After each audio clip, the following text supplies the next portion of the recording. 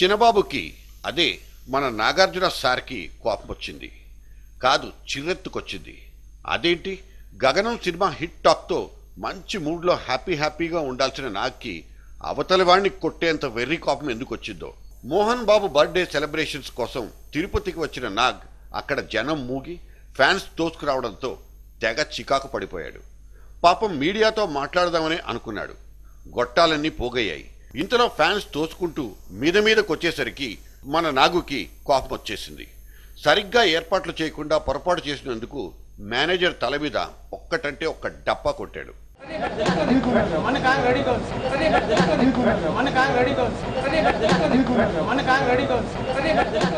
సరే, ఆ విషయం పక్కన పెడితే నాగ్ భయ్య ఈ మధ్య విడుదలైన గగనం సినిమాతో తన పందా మార్చుకున్నారని పుకార్లు షికార్లు చేస్తున్నాయి.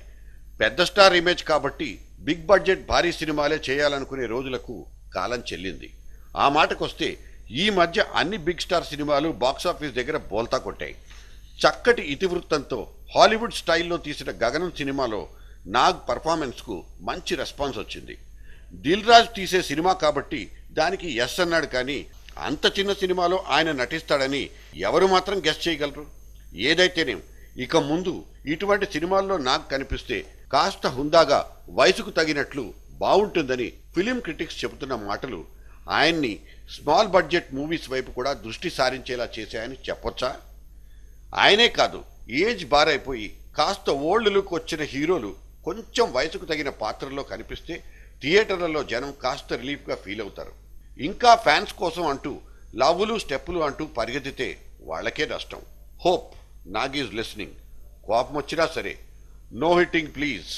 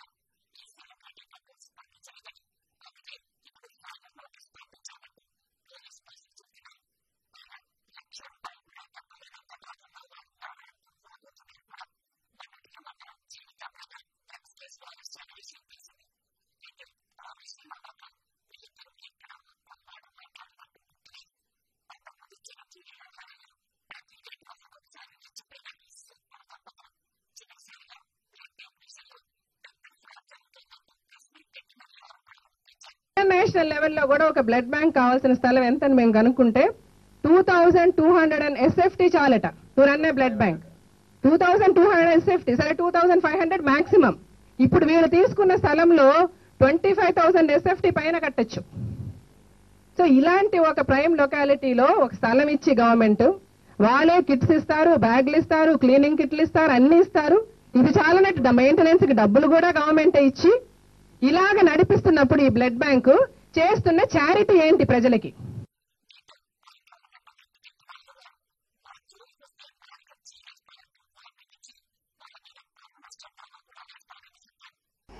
అవకాశం వచ్చింది కదా అని, నువ్వు పిలిస్తే టీవీలు కూడా వస్తాయి కదా అని చెప్పి ఎవరైనా మాట్లాడితే నాలిక కోస్తా. బ్లడ్ బ్యాంక్ గురించి ఎవరైనా మాట్లాడితే నాలిక కోస్తా. రేపు నేను బ్లడ్ బ్యాంక్ తరపున వేసే పరువు నష్టం దావాకి సమాధానం ఏం చెప్పుకుంటావో చెప్పు.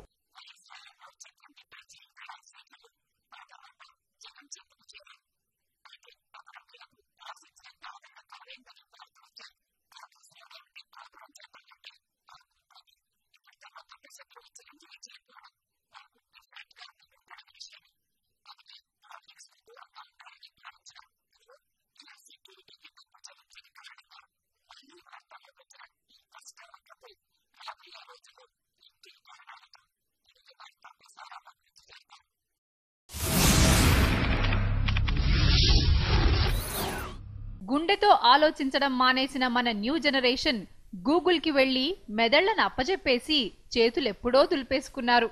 ఇప్పుడు ఈ జెన్ నెక్స్ట్ కు గుండె మెదడు రెండూ గూగులే అవ్వడం కనిపిస్తుంది.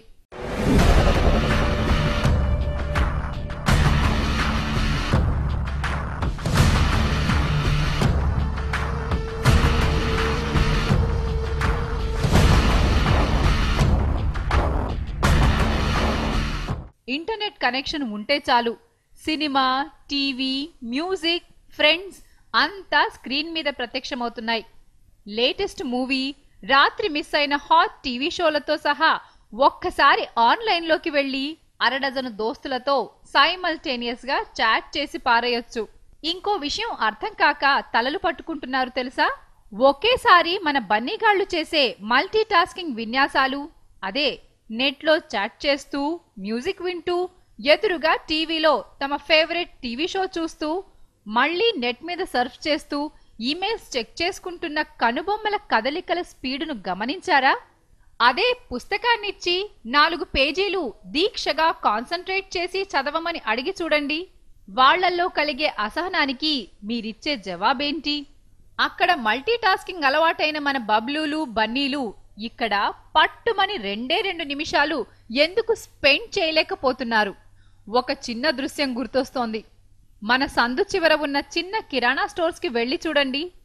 కౌంటర్ దగ్గర చేరి తలో వస్తువు అడుగుతున్న వాళ్ళు కనిపిస్తారు. అందరికీ ఓపిగ్గా సమాధానాలు చెప్తూ వాళ్ళు అడిగినవి గుర్తుంచుకొని తాను స్వయంగా తీసిచ్చి కొన్ని కుర్రాళ్లతో తీయించి మళ్లీ బిల్లు రాసి వాళ్ళిచ్చిన డబ్బు లెక్కేసుకుని చిల్లర తిరిగి ఇవ్వటం మల్టీటాస్కింగ్ కాదా? ఖచ్చితంగా అవును. కొంతకాలం క్రితం యూరోప్లో స్టోర్స్లో ఎవరి వస్తువులని వాళ్లే కొనుక్కుని కౌంటర్ దగ్గర క్యూ కట్టి ఒకళ్ల తర్వాత ఇంకొకళ్ళు ఇస్తున్న పేమెంట్స్ తాపీగా పనిచేసుకుపోతున్న ఆ మేనేజర్ని చూసి కాస్త ఈర్షపడ్డాను.